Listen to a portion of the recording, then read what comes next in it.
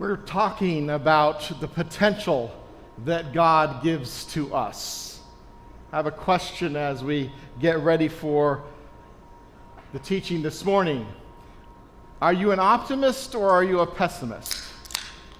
Are you somebody who sees the glass as half empty or half full?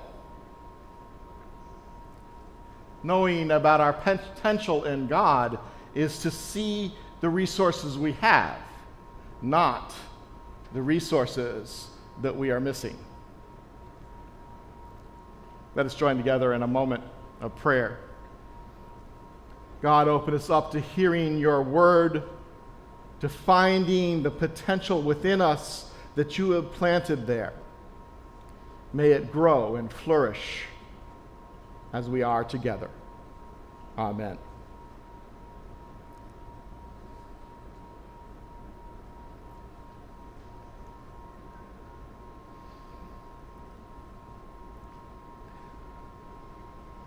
So the question is, are you an optimist or a pessimist? Of course, the answer is it depends. It depends on how we look at the potential of the outcomes. It's a question of the odds. If we believe that luck is on our side, we're an optimist. If we doubt that we can overcome the odds, we are a pessimist. I haven't watched the show Survivor for a long time, but I got CBS All Access and I started watching the last couple of series, and it's interesting to watch the contestants on Survivor as to whether they see their own potential or whether the hardship of the conditions that they're in overwhelms them. Everybody has the same chance. Just think about the Super Bowl this past year and think about the pessimists and the optimists. The pessimists looked at the beginning of the season where the great quarterback of the Patriots, Tom Brady, had changed teams and become part of the Bucs, and he seemed to struggle in those first few games. And there were a lot of pessimists who said, Tom Brady's had it, he's done for, this is it, he's over. But the optimists said that Tom Brady was going to be a great quarterback for the Bucs. And despite the odds, Tom Brady led the Bucs to the Super Bowl win. Having grown up in New England, it was a win-win for me.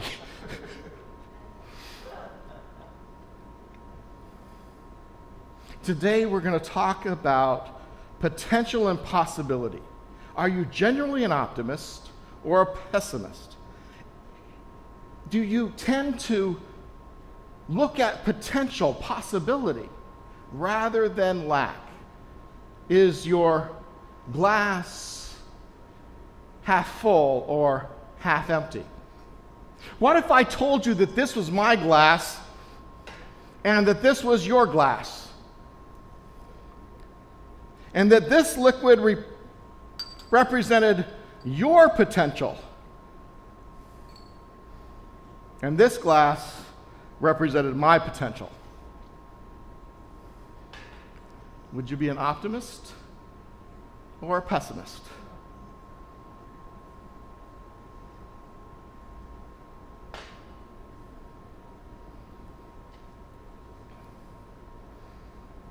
When you get on an airplane, and you see the service cart coming, and the flight attendant asks you what you want to drink, and you're asked for a Coke, and you get that little cup. What's your expectation? Do you expect that they're going to pour that one cup and take the rest of the rest of the can and bring it to somebody down the row? Or are they going to leave the whole can for you? What's your expectation going into things?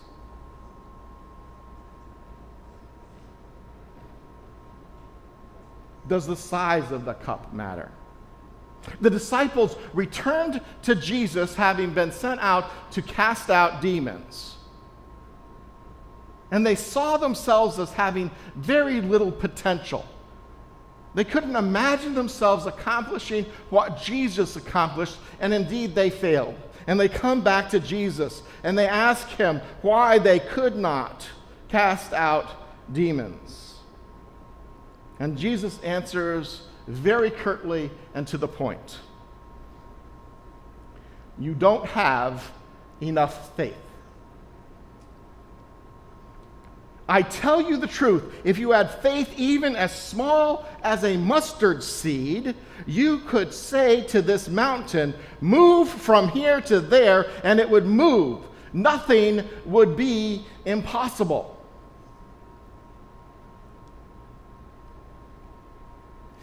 Our spiritual potential is not about quantity, but quality. I just saw coming into church this morning that at one of the street corners, there was a man standing there with a sign about this big that said, Jesus saves. And he was getting attention by lots and lots of cars. But the very thing that went through my mind was, and who cares? How many people would actually change their lives because of that man standing with a sign? He was getting lots of quantity, but I doubt he was getting much quality out of his message.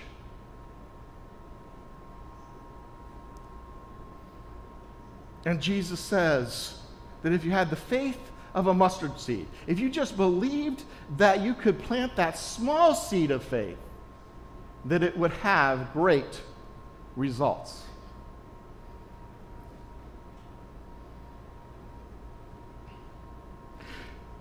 Jesus uses the example of a mustard seed. It's one of the smallest seeds that you can find. To say that the disciples lacked in faith was not quantity but quality. It's the quality of the seed that grows the bush. And in one of the Gospels it says that that tiny seed grows to be the largest of bushes, where you can take shade in the heat of the day.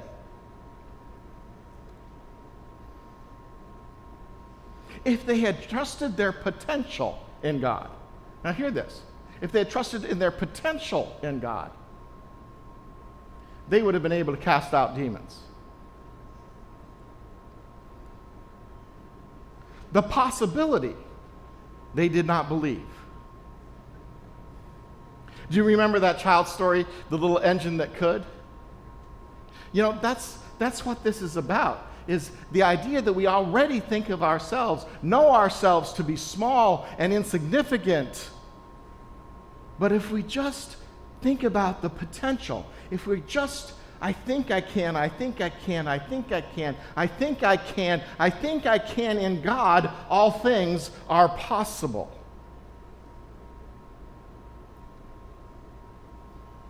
In 1959, just for y'all to be clear, that was before I was born. In 1959, Frank Sinatra released the song High Hopes.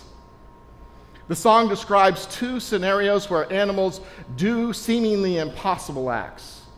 First, an ant moves a rubber tree plant all by himself.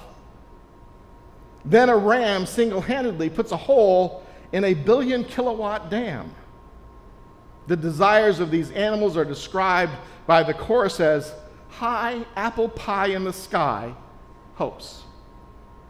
Although the song implies that they ultimately accomplished them, the song finishes by comparing problems. As toy balloons, the problem has gone away when the balloon is popped, as stated by the closing line. Oops, there goes another problem. Kerplop. The song is sung in a movie, and there is a little boy who is despairing. And Sinatra sits down beside him and sings this song.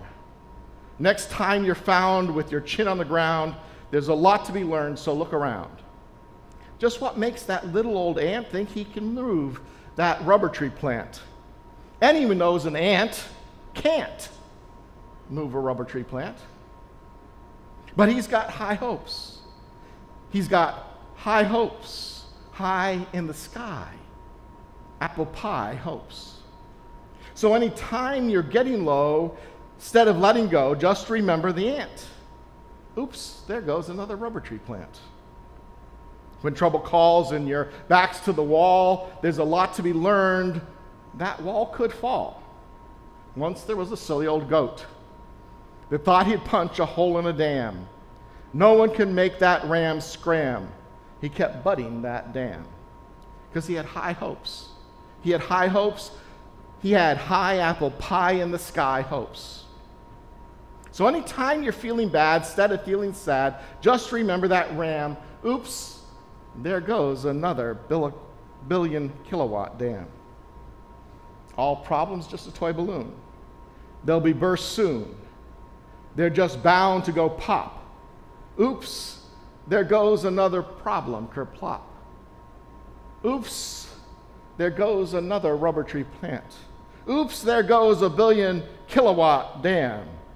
Oops, there goes another problem, kerplop. Have you been watching this cup as I've been preaching? That little bit of liquid was strong enough, that little bit of potential was strong enough to practically make this liquid now transparent.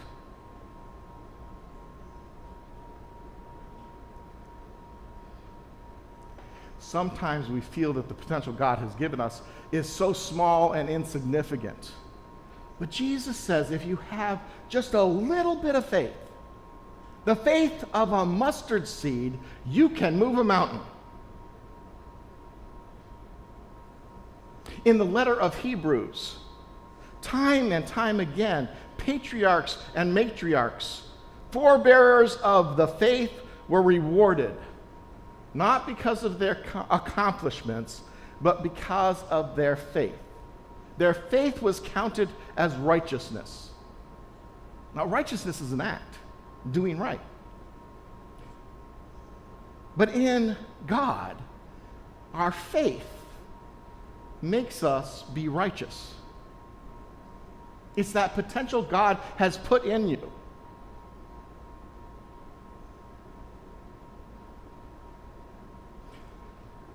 All of these folks did things because they believed in God. And interestingly, if you look at those stories in the Old Testament, that wasn't this magical moment.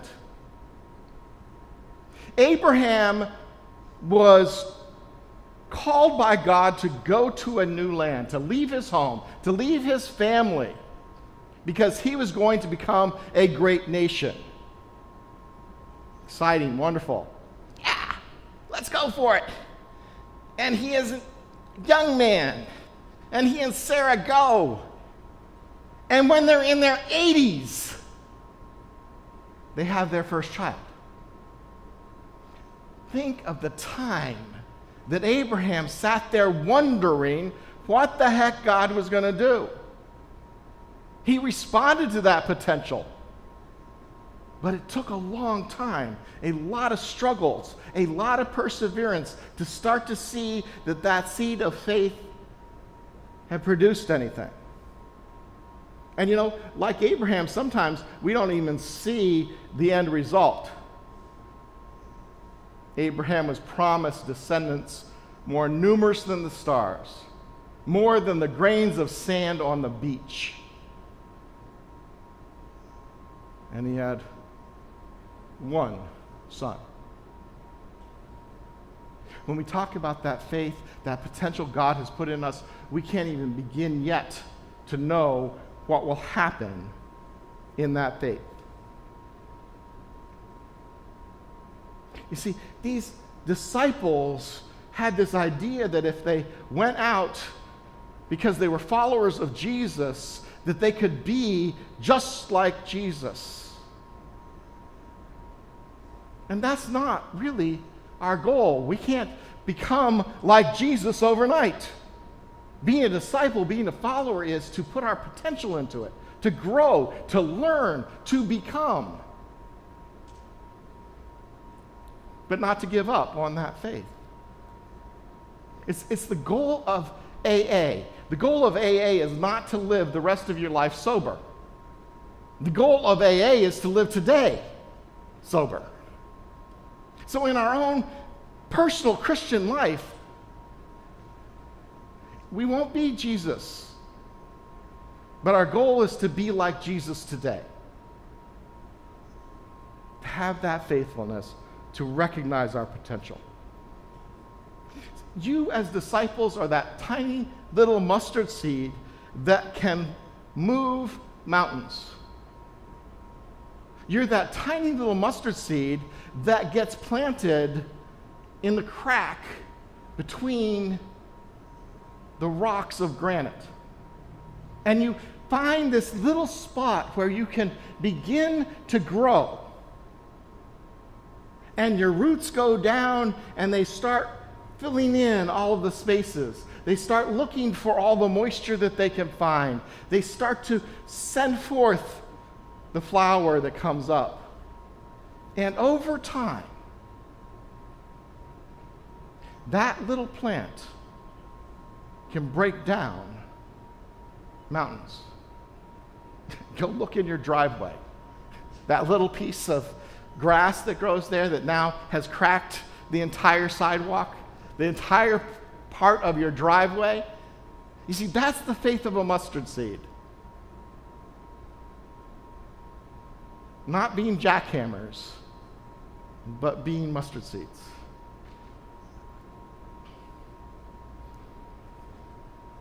Hear these words of Jesus and go do the impossible. I tell you the truth. If you had faith even as small as a mustard seed, you could say to this mountain, move from here to there, and it would move.